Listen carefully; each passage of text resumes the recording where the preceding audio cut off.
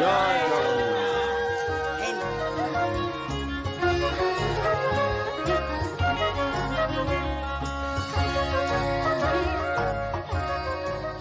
এই বিকেল হয়ে গেল প্রায়, চলো এবার রথটা সাজিয়ে ফেলি। হ্যাঁ চল চল চল।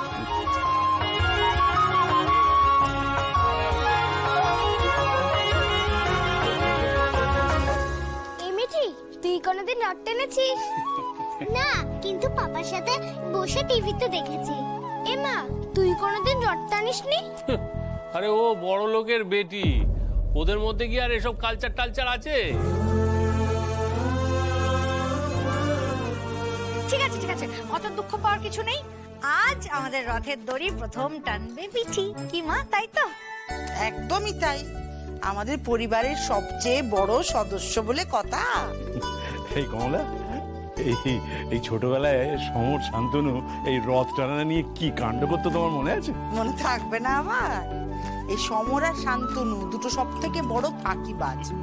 রথ সাজানোর বেলায় নেই, টানার বেলায় ঠিক আছে। ও গাছের টিকা পাতা কাইটা আনতো রাজু, রথ সাজাইতো পল্লবী আর ঝিনুক। এরপর দুই ভাই মিল্লা হাজির হইতো আমোদ করণের লাইকা। কাজের বেলায় সব লবডঙ্কা। তাই তো ঠাম্মা, হ্যাঁ সমস্ত ক্রেডিট এখন মেয়েদের দিয়ে দিলে। দাদা চেপে যাও, করে ভুল কিছু বলছে না। মা, আজ বড়দার একটা গোপন কথা বলবো তোমাদের সবাইকে। বল বল শুনি, বল।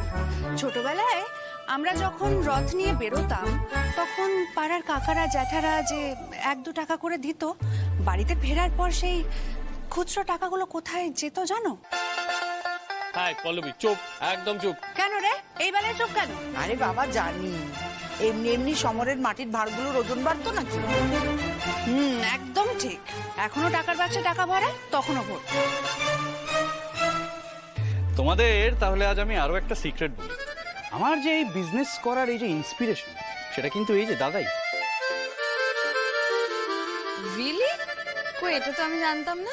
আর এটা একমাত্র আমি জানি। রাস্তায় বেরিয়ে সবাইকে দাদা ওই প্রসাদের নকুলদানা গুজিয়া দিত, আর সেগুলো নেওয়ার পর স্বাভাবিকভাবে চক্ষু লজ্জার খাতিরে রথের মধ্যে ওই কিছু খুচরো দিত, রাদার দিতে বাধ্য হতো সবাই।